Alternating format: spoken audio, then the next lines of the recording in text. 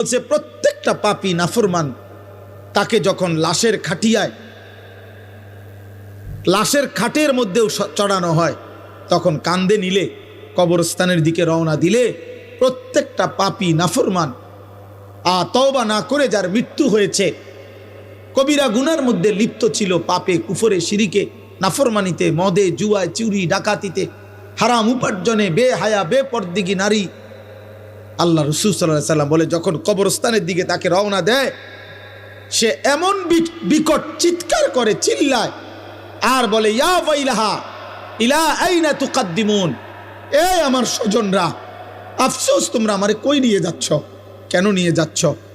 আল্লাহর নবী সাল্লাল্লাহু আলাইহি সাল্লাম বলেন, হে আমার উম্মত, আল্লাহর সমস্ত সৃষ্টি একমাত্র ইল্লাস সাকালাইন, মানুষ এবং জিন ব্যতীত আল্লাহর বাকি সৃষ্টি এই বেঈমান এই নাফরমান পাপীর চিৎকার শুনতে পায়।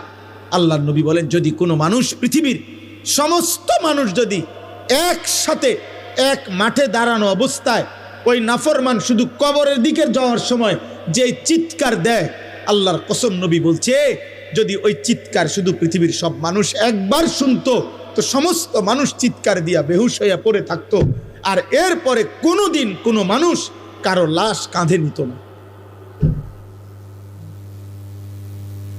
তুমি খামখেয়ালি মনে করছো,